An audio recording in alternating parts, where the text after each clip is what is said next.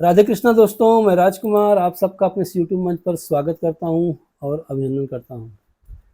तो चलिए समय न गंवाते हुए सीधा चलेंगे अपने टॉपिक पे कि जो टॉपिक लेके आज हम आए हैं उसकी शुरुआत कर लेते हैं। तो सबसे पहले मैं बता दूं कि मेरा सी होल्ड है। अगर आप चैनल पे नए हैं तो चैनल को लाइक कर लीजिए, शेयर कर लीजिए, सब्सक्राइब कर लीजिएगा।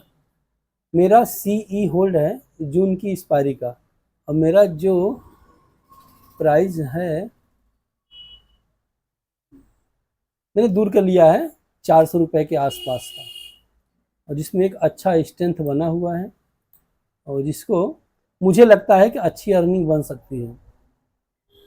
तो बैंक निफ्टी का मैं चार्ट दिखाना चाहूँगा सबसे पहले आपको, और बैंक निफ्टी का चार्ट हमारा ये रहा। बैंक निफ्टी एक रेजिस्टेंस जोन के पास आके खड़ा हो गया है। यहाँ पे अगर आप देख पा रहे हैं तो ये एक रेजिस्टेंस जोन है जो कि काफ़ी समय से यहाँ पे मार्केट अप डाउन करके साइडवेज में ही समय निकालने की कोशिश कर रही है। अगर आप लोग पढ़े हैं और आपको पता है तो मैं एक लाइन ड्रा कर रहा हूँ, ज़रा सा आप लोग कमेंट करके बताइएगा क्या ये सही है या गलत है। अगर ये ऐसा होता है तो ये कहाँ तक जाना चाहिए। ये मेरी खुद की एनालिसिस है। आप अपना ट्रेड लेने से पहले अपने वित्तीय सलाहकार से सलाह मशवरा ज़रूर कर लीजिएगा, तभी जाके आप ट्रेड लीजिएगा। ये ऐसा मेरा मानना है, इसको होने में बहुत समय लग सकता है, तो यहाँ से ट्रेड नहीं बन सकता। तो चलिए इसको हटा देते हैं। अब टाइम फ्रेम को मैं लगाता हूँ 1 आवर का, 1 घंटे का। 1 घंटे के टाइम फ्रेम में ये स्ट्रक्चर है। अब मैं वो प्रीमियम जिसमें अच्छा मूवमेंट हो सकता है उस प्रीमियम का चार्ट लगा देता हूँ, जो कि ये है, हाँ यही है 57,800 का सी जून की एक्सपायरी का। अगर मैं इसे लाइन चार्ट कर दूं, एक बार देख लीजिए तो क्या दिखाई पड़ रहा है मुझे और मैं किस बेस पे कह रहा हूँ। ये 30 मिनट हो गया। अब मैं लगाता हूँ 1 आवरली।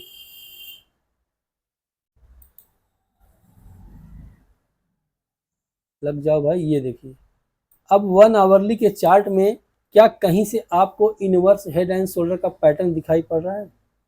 अगर दिखाई पड़ रहा है तो ठीक है, नहीं दिखाई पड़ रहा है तो मैं समझा देता हूँ।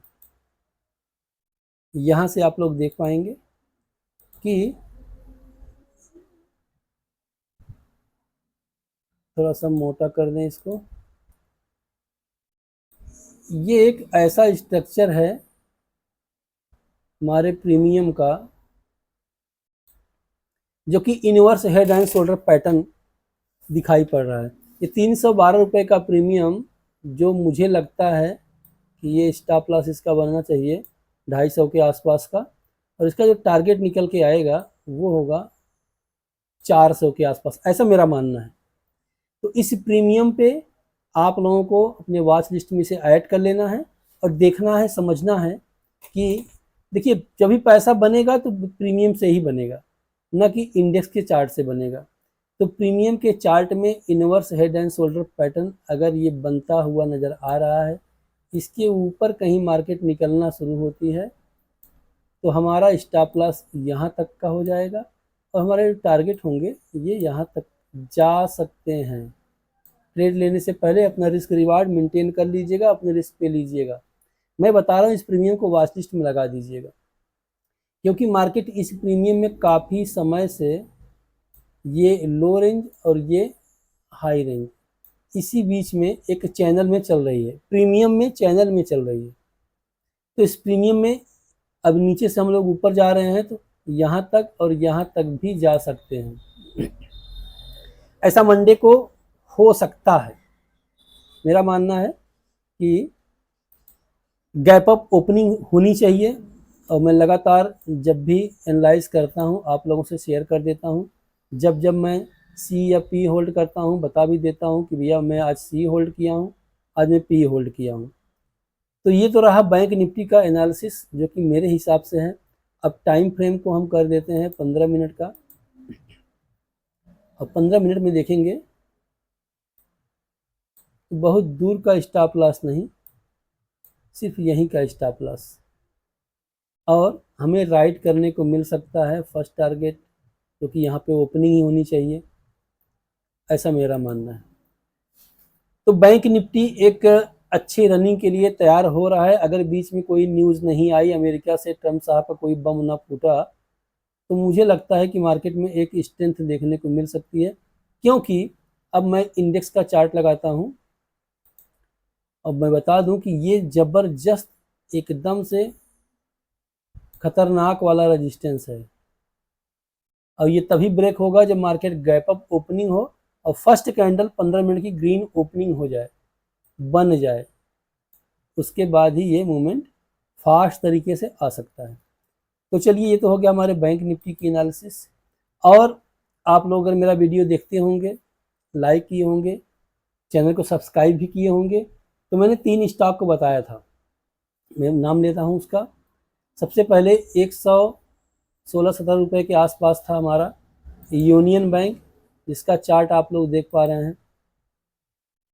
अभी ये शुरुआत है, मैं फिर से रिपीट कर दूं, अभी ये शुरुआत है। और टाटा स्टील जो कि 132-33 रुपये के आसपास था, इसका भी चार्ट देख लीजिए, 163 के ऊपर चल रहा है।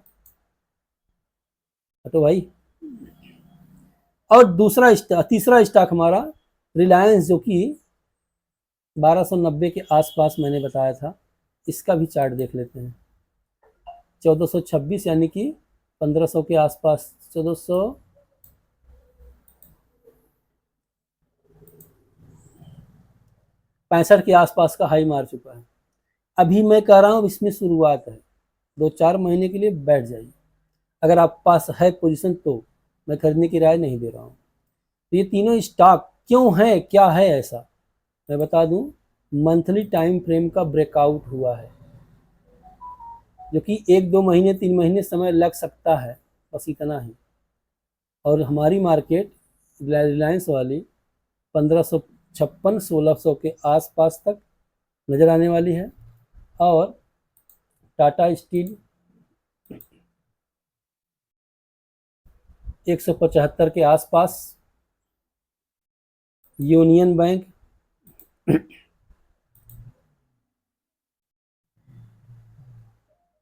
150 के आसपास, मैंने 140-45 का कहा हुआ था, लेकिन 150 के आसपास तक ये जा सकता है। तो वेट एंड वॉच कीजिए, अगर आपकी पोजीशन है तो होल्ड कीजिए। और अगर जो लोग पढ़े हैं तो उनको पता होगा कि अगर ये इस तरीके का स्ट्रक्चर बना और ये ब्रेक हुआ, तो इतना उठा के ऊपर भी रख लीजिएगा, जो कि ये लेवल निकल के आता है यूनियन बैंक का। तो देखते हैं कि क्या होता है, क्योंकि यहाँ पे देखेंगे यही रेंज निकल के आता भी है। तो अच्छे मूवमेंट के लिए तैयार हो रहे हैं तीनों स्टॉक अपनी अच्छी खासी रनिंग पे। अब कैसे एंट्री करना है, कहाँ से एंट्री करना है, इसके लिए तो आपको समझना पड़ेगा, क्योंकि बड़े टाइम फ्रेम का स्ट्रक्चर है। एंट्री करने के लिए मुझे 5 minute, 10 minute, 15 minute time frame चाहिए होगा। अब देखिए ये कहानी है, कहाँ पे एंट्री करोगे, कैसे करोगे, इसके लिए सीखना पड़ेगा। 1 जून से नई बैच हमारी शुरू होने जा रही है, चाहे तो आप रजिस्ट्रेशन करवा सकते हैं। ऑप्शन सीखना है तो ऑप्शन, बेसिक इक्विटी सीखना है तो इक्विटी, जहाँ से आप स्विंग ट्रेड करके भी पैसा बना सकते हैं। तो आज के लिए मुझे लगता है कितना ही काफ़ी है। बाकी कुछ नए स्टॉक मैं कैसे सिलेक्शन करता हूँ, कैसे मैं क्या देखता हूँ, जैसे मैंने बताया था, एक स्टॉक दिखा दूँ मैं आप लोगों को मैं कैसे ढूंढता हूँ।